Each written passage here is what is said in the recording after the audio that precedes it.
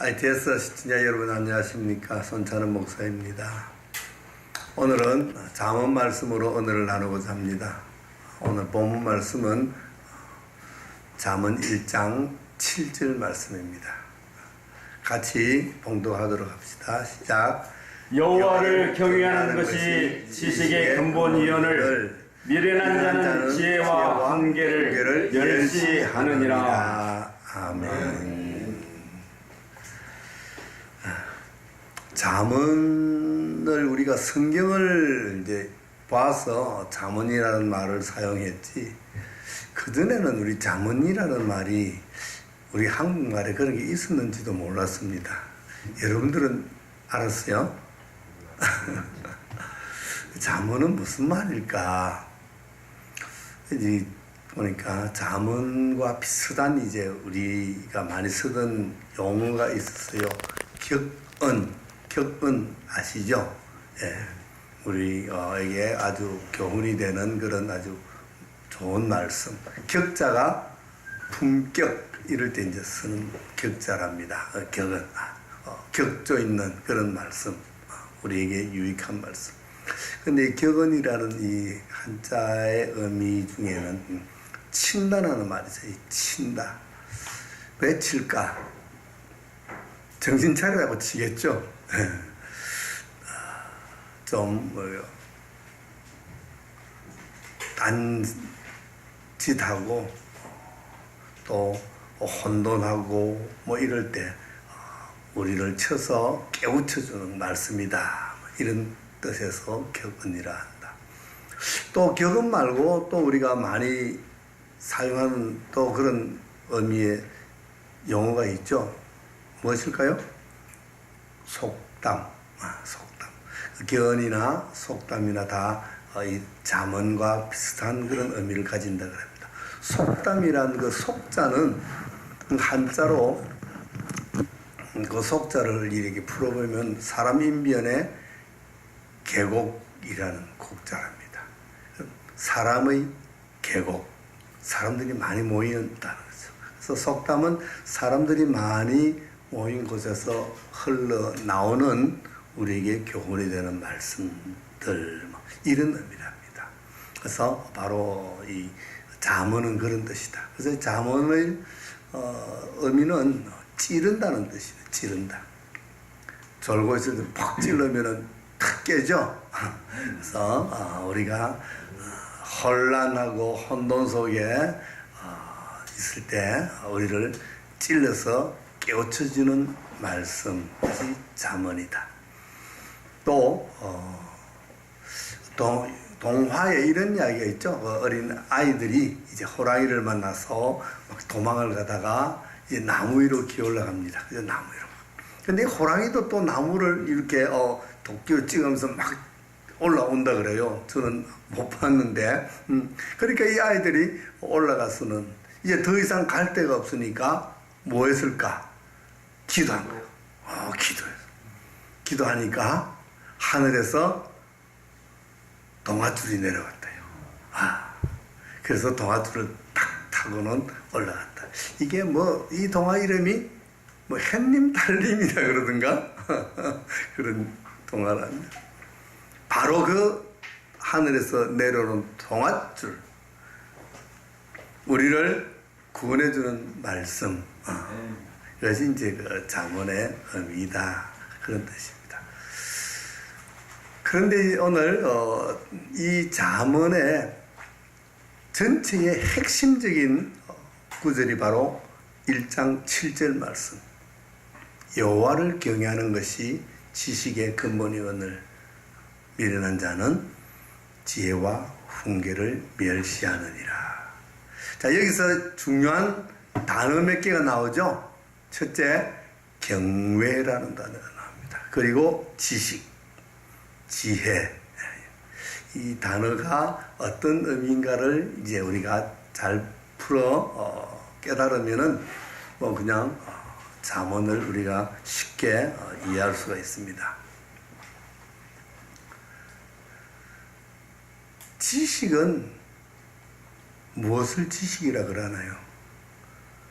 학자들이 뭐 풀어서 이렇게 설명을 하고 기록한 글을 보면은 너무 어려워서 잘 이해가 안 되고 들어도 기억을 잘 할 수 없어요. 기억. 그래서 저는 그런 용어를 대단히 싫어합니다. 싫어하고 쉽게 우리가 접하고 우리가 쉽게 이해할 수 있고 기억할 수 있는 그런 말이 참 좋습니다. 지식은 한마디로 말하면 배워서 아는 것. 쉽죠? 네. 배워서 아는 것이 지식이다. 근데 이 지식이 그냥 세상의 모든 일을 다 아는 지식을 이야기하지는 않는 것입니다. 이 성경에서 말하는 지식이라는 것은 무슨 지식을 이야기할까요? 내 백성이 지식이 없어 망하는구나. 호세아서 4장 6절 말씀이죠. 그죠? 그래서 우리가 여호와를 알자. 힘써 여호와를 알자. 그럼 이 지식은 무슨 지식일까요? 여호와를 아는 지식. 그래서 우리가 하나님을 잘 알아야 돼요. 그 지식이 그런 거예요. 배워서 아는 겁니다. 그러니까 지식 그러면 우리가 배워야 돼요. 지식은 우리가 공부해야 됩니다. 공부 전혀 안 하고 학교 문턱에도 안 가본 사람을 저 사람 상당히 지식인이야, 지식이 있어 이렇게 이야기하지는 않죠. 네, 그러지는 않습니다. 배우고 공부해야 지식이 들어오죠. 하나님을 알려 그래도 우리가 자꾸 공부하고 배워야 됩니다. 자, 그리고 이제 지혜는 그럼 지식은 그렇다고 치고 지혜는 어떤 것일까? 지혜는 아까 보니까 미련한 자들은 지혜를 멸시한다 그랬어요. 근데 지혜가 참 중요합니다. 지식은 배워서 알지만 알 수 있지만 지혜는 배운다고 되는 것이 아니에요. 지혜는. 그리고 지식은 내 생각, 내 머릿속에 이렇게 간직해 놓고 있지만 지혜는 그렇게만 가지고 있는 것을 지혜라고 하지 않습니다. 실용적인 것, 실생활에 사용하는 것, 이런 것을 지혜라고 그러죠. 특히 성경에서 말하는 지혜는 이것이 하나님의 창조 질서와 어떻게 잘 조화를 이루는가, 이것을 이제 지혜라고 합니다. 그 지혜는 우리가 공부한다고 되는 것도 아니고 배워서 되는 것도 아니고 하나님께로부터 온다. 하나님께로부터 온다. 그래서 우리 보면은 학교 문턱배도 안 가본 할머니가 뭐 말하고 일 처리하고 사리분별하는 거 보면 굉장히 잘하죠. 그게 바로 지혜라는 거예요. 지혜. 그래서 지혜는 배워서 되는 것이 아니고 하나님으로부터 받아야 되는 거예요. 참 그 지혜 이야기를 해보면은 제가 아주 오래전에 이 지혜에 대해서 들은 이야기가 생각이 나더라고요. 어느 노모와 아들이 살았는데 이 아들이 이제 강가에서 어떤 숙제를 받아왔는데 무엇을 받았냐니까 소 한 마리 무게를 달아오라는 숙제를 받았어요. 옛날에 지금도 소 무게를 그냥 달려 그러면 저울이 얼마나 커야 될까요? 그래 요즘은 이제 차 그 중량 다는 기계들이 있으니까 올라가면 되죠. 그러나 과거에는 옛날에는 그런 기계가 없으니까 이 소 무게 달기가 만만치 않잖아요. 그래서 이 청년이 고민했더니만은 자기 어머니가 얘야 너 뭘 가지고 그렇게 걱정을 하고 있느냐, 내 얼굴에 보니까 근심이 가득 차구나. 사실 어머니 이런 것을 하라는데 소를 무게를 달아오라는데 도저히 달 수가 없어요. 그래서 내가 지금 이렇게 걱정하고 있습니다. 그랬더니 어머니가 그래 그러면 저기 나룻배 있지. 옛날에는 이제 그저 겨울 건너고 이렇게 하면 나룻배 있잖아요, 그죠? 그 나룻배에다가 소를 실으라. 그래서 소를 싣고 이제 그 나룻배가 얼마만큼 잠겼는가 그 물에 잠긴 만큼 표시를 해라. 그 표시를 하고는 다시 소를 내리고 그 배에다가 다시 돌멩이를 실으라. 돌멩이를 실어서 아까 표시해 놓은 만큼 잠길 만큼 실어라. 그래서 그만큼 실었어요. 그러니까 그 돌멩이 무게가 손무게와 같은 거죠. 됐다. 이제 그 돌멩이 하나씩 하나씩 저울로 달아라. 그래서 그 돌멩이를 다 달아서 합산하면은 소의 무게가 나오죠. 이 할머니는 공부 안 했어요. 근데 어디서 그런 지혜가 나왔을까? 나 참 그 이야기를 들은 지가 상당히 오래됐는데 아직까지도 내 이 메모리에 있다는 거는 참 신기해요. 그런 게 지혜라는 거죠. 그 생활의 지혜죠. 근데 우리가 지혜 그러면 누가 생각납니까? 솔로몬이죠. 지혜 그러면 솔로몬이죠. 그래서 솔로몬은 지혜의 왕이잖아요. 그 지혜를 누가 주셨어요? 하나님이 줬죠. 일천번제 드리고 나니까 하나님이 너무 기뻤어. 야, 너 뭐 줄까? 다 말해라. 하나님, 제가 어려서 왕이 됐는데 이 나라를 다스리고 백성을 재판하려고 하니까 제가 너무 어립니다. 지혜를 주십시오. 지혜를 주어서 재판을 잘하게 해주십시오. 그래, 참 기특하구나. 그래서 세상에서 제일 가는 지혜를 주었다는 거 아닙니까? 전무후무한 지혜를 솔로몬에게 주어서 솔로몬은 지혜의 왕이 되었습니다. 그 받고 나서 이제 그 뒤에 그 지혜가 어떤 지혜인가 샘플을 하나 보여주는 이야기가 나오죠. 그 이야기 아시죠? 아이 하나를 가지고 두 여인이 서로 자기 아이라고 싸우는 이야기. 그렇죠? 한 여인이 자기 아이를 자다가 잘못 눌러서 죽게 되었을 때 남아이를 살짝 데려왔다가 원래 아이 어머니가 내 아이다 그러니까 아니다 내 아이다 그래가지고 막 싸워서 끝이 없는 거. 요즘 같으면 싸울 이유가 없어요. 뭐 하면 됩니까? 유전자금 싸우면 되죠. 그런데 그때는 그런 게 없으니까 이게 참 난감하잖아요. 솔로몬 왕에게 가지고 임금님 이 여차여차 이래 됐는데 이것 좀 해결해 주십시오. 하나님이 주신 솔로몬의 지혜가 그 문제를 능히 해결합니다. 좋다. 둘이 다 자기 아이라 그러고 아무 증거가 없으니까 공평하게 가르자. 칼 가져오느라 얘들 이 아기 반 잘라서 두 연에게 갈라줘라. 이래 된 거죠. 그랬더니는 자기 아이 아닌 엄마는 뭐 그냥 그렇게 하라고. 어차피 자기 아이 아니니까. 근데 아이 진짜 엄마는 아닙니다. 저 얘에게 주십시오. 제가 양보하겠습니다. 자기 아이가 참아 죽는 것을 어떻게 봅니까? 자기가 자기 아이를 가지지 못해도 죽는 것보다는 낫지요. 칼로 잘리는 것보다 낫지요. 그래서 양보를 하니까 솔로몬이 됐다. 끝났다. 이 여인이 바로 이 아이의 어머니다.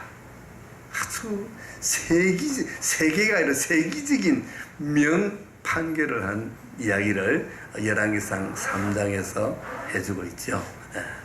바로 이것이 지혜입니다. 이것이. 이런 지혜는 어떻게 합니까? 잘못된 것을 바르게 해주고 억울한 사람이 없게 해주고 그죠? 정의와 공의를 실현하는 하나님의 창조의 질서와 하나님의 그 섭리에 합당한 그런 지혜를 솔로몬이 받았다는 거죠. 이것이 지혜라는 겁니다. 자, 그러면 이제 오늘 본문 말씀 여호와를 경외하는 것이 지식의 근본이다 그랬는데 무슨 말씀인가? 그럼 이제 경외라는 말을 알아야 되겠죠. 여호와 하나님을 경외하는 것. 하나님을 경외한다는 말은 우리가 참 많이 쓰는데 딱히 어떻게 하는 것이 하나님을 경외하는 것인가? 이걸 이제 좀 개념이 분명하지를 않아요. 각 이 가르치는 선생님들, 설교하는 목사님들 다 이제 제각기 틀리니까 어떤 것이 경외인가? 이 경외라는 한자로 보면은 존경하고 두려워하는 그런 뜻이잖아요. 그래서 하나님을 존경하면서 한편으로는 두려워하는 그런 마음, 그것을 이제 우리가 경외라고 부릅니다. 경외. 그런데 좀 더 이제 우리가 더 자세히 들어가면은 하나님의 그 크신 사랑, 그죠?